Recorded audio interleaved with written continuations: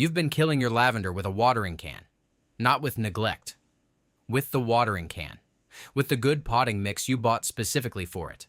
With the spot on the shaded porch where you thought the afternoon sun wouldn't stress it. Every single instinct you followed was drawn from a completely different biological reality than the one lavender actually lives in. And right now, if you've got a lavender plant with woody bare stems, gray floppy leaves, and zero flowers, that's not a mystery. That's a plant from the sun-scorched limestone hillsides of Provence and the Spanish coast, sitting in conditions that feel, to its root system, like slow suffocation. Here's the thing. This is fixable. But only once you understand what lavender actually is, because once you do, almost everything you thought you knew about caring for it turns out to be wrong in the most specific, correctable way. Lavender evolved in one of the harshest growing environments on Earth. Thin, mineral-heavy soil with almost no organic matter. Rainfall that drains within minutes through porous limestone and gravel. Full sun for 10 or 12 hours a day, often in temperatures that would stress most plants into dormancy. Wind. Drought. Near zero fertility. The plant didn't develop mechanisms to survive abundance. It developed mechanisms to thrive under conditions that would kill most things you grow. So when you bring it home and give it rich, moisture-retaining potting mix, regular watering, and a sheltered corner, you're not caring for it. You're removing every stress signal its biology needs to perform. Right, and the result is exactly what you've seen. Soft, gray, floppy growth, no blooms, and a plant that seems to slowly decline no matter what you do. The soil is the entire problem. Start there. Lavender roots evolved to send water away as fast as possible. They are structurally and biochemically designed for drainage, not moisture retention. Standard potting mix, even a well-draining one, holds far too much water for too long. What lavender needs is a mix where water runs through visibly within seconds of adding it. And if you pour water into your current container and watch it pool or drain slowly, that's root rot waiting to happen. The fix is genuinely simple. Mix 30 to 50% perlite, coarse sand, or fine gravel directly into your potting medium. If you're working with a seriously waterlogged situation, go 70% mineral material to 30% soil. The roots need to feel a rainstorm, not a sponge. Pour water in and watch it disappear. That's what you're aiming for. Most people who switch to this mix cannot believe how immediately different their plant looks, and it costs almost nothing to fix. And here's where it gets specific in a way I find genuinely strange. Watering less doesn't just keep lavender alive, it makes it smell better. This is not folk wisdom. Commercial lavender essential oil farming research has established this clearly. Lavender plants under mild, controlled drought stress produce measurably higher concentrations of linalool and linaloyl acetate, the two primary aromatic compounds that give lavender its fragrance, than plants irrigated on a regular schedule. The biology behind this is that when the plant is slightly resource-stressed, it upregulates oil production as part of its stress response, which means every time you've watered your lavender on a schedule because it felt responsible, you've been diluting its fragrance at a biochemical level. I know that sounds backwards, but think about where the most intensely fragrant lavender in the world grows. In Provence, in the Luberon, in fields that get almost no supplemental irrigation. And it starts to make sense. In a container, water only when the soil is completely dry, 2 to 3 inches down. Use your finger. Wait longer than feels comfortable. The discomfort you feel about neglecting it is exactly the right amount of stress for the plant. If you're still here and you haven't already gone outside to check your drainage, hit subscribe, because we go this specific every single week, and there's more counterintuitive lavender biology to get through. The woody bare stem situation.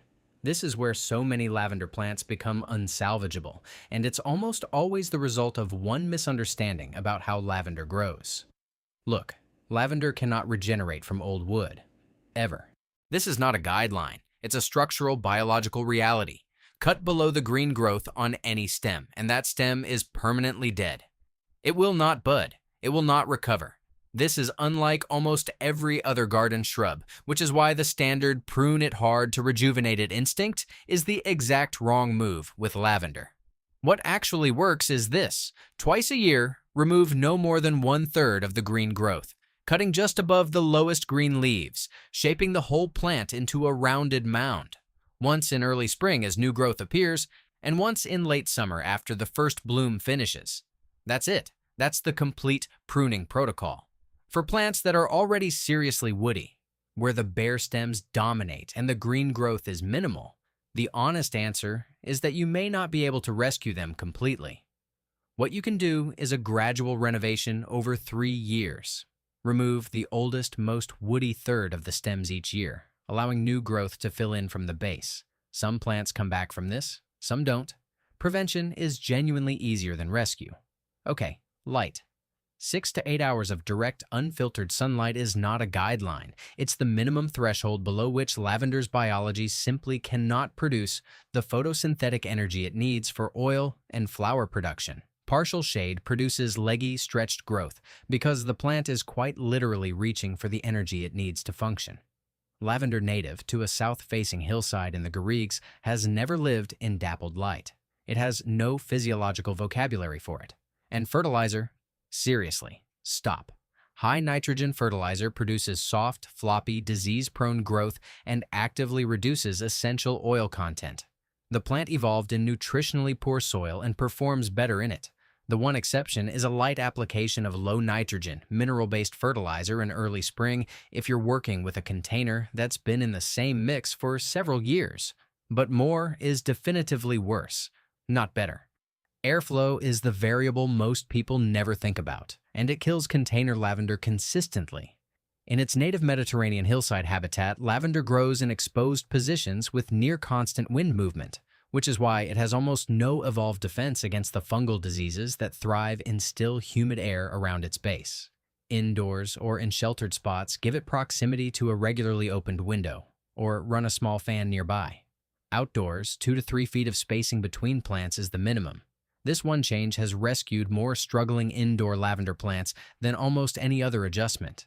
Variety selection matters more than most beginners realize. Lavandula angustifoli, English lavender, is the hardiest and most fragrant, with cultivars like Hidcote and Munstead performing beautifully in colder climates. French lavender thrives in warm coastal conditions and blooms almost continuously. Spanish lavender, with its distinctive rabbit ear bracts, handles dry heat exceptionally well. The Lavandin hybrids, Grosso, Phenomenal, Provence, produce the highest volume of flowers and essential oil of any lavender type, and Phenomenal in particular is worth seeking out for its extraordinary disease resistance and cold hardiness. The variety you choose should match your actual climate, not your ideal aesthetic. Getting this right at the beginning is worth more than any care technique you apply afterward. The harvest timing is the last thing most people get wrong. Cut lavender when approximately half the buds on each spike are open and half are still closed. This is the moment essential oil concentration peaks inside the plant, just before the aromatic compounds begin evaporating as the flowers fully open. 1 week later, the fragrance has already begun its decline. Cut the stems long, into the green growth but not below it, and bundle loosely for drying in a warm, dark space with good airflow. And here's the payoff for everything we've covered. Once you have a healthy lavender plant that you understand, one plant becomes many.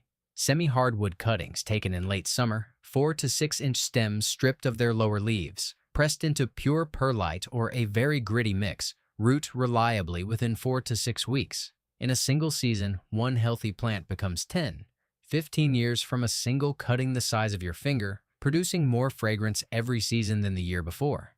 Before we wrap this up, drop a comment and tell me your biggest lavender struggle right now. Woody stems? No blooms? Container plant that just keeps declining? I read every single one, and the answers almost always come back to something we covered today. Here's what I want you to take away from this. Lavender doesn't need your nurturing. It needs your restraint. It needs the specific, precise conditions of its evolutionary origin. Poor soil, minimal water, relentless sun, good airflow, and almost nothing else. The plants that live 15-20 years and bloom harder every season are not the ones that receive the most care.